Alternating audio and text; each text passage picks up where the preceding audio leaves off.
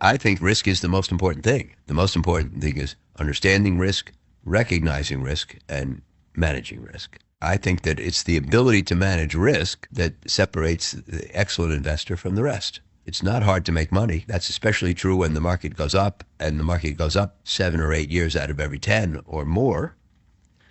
So making money isn't a challenge. Making it with the risks under control so that when the bad times come, you don't get carried out, that's an accomplishment. And one of my favorite quotes is from Mark Twain, who said, "It ain't what you don't know that gets you into trouble. It's what you know for certain that just ain't true." And if you have a strongly held belief and you bet heavily on it and it turns out to be wrong, that's how you get into trouble. No sentence that starts with, "I could be wrong, but," or "I don't know, but," ever got anybody into big trouble. So I think that intellectual humility is a very important thing. No one is diminished by saying, "I don't know." I think that when you are in an important meeting and you say, "I don't know," I think people think more highly of you, not less. And they know that your ego is in check and your mentality is strong, and maybe you'll come to right answers. If you're going to outperform others, you have to outthink others. It's pretty obvious that if you're going to outperform them, you can't think the same. You have to think different. But just thinking different isn't enough. You have to think different and better. And since we practice intellectual humility, we know that the people we're competing against aren't stupid. So the task of thinking different and better is a daunting task, but it's the only thing you can do if you want to be superior in your performance. So you have to take on that task, or as Taleb would say, become a dentist.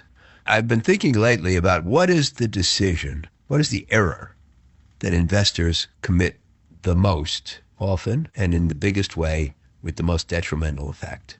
And I think the answer is they believe that the things that are going on will always go on. And they extrapolate to infinity as opposed to expecting regression toward the mean. Well, Einstein said the definition of insanity is doing the same thing over and over again and expecting a different result.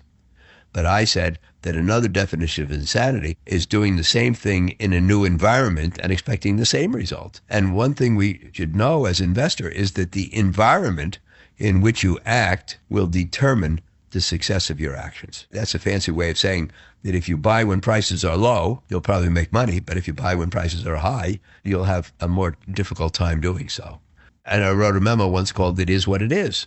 And the one thing we have to do as investors and as people is we have to accept the world we're living in as a given.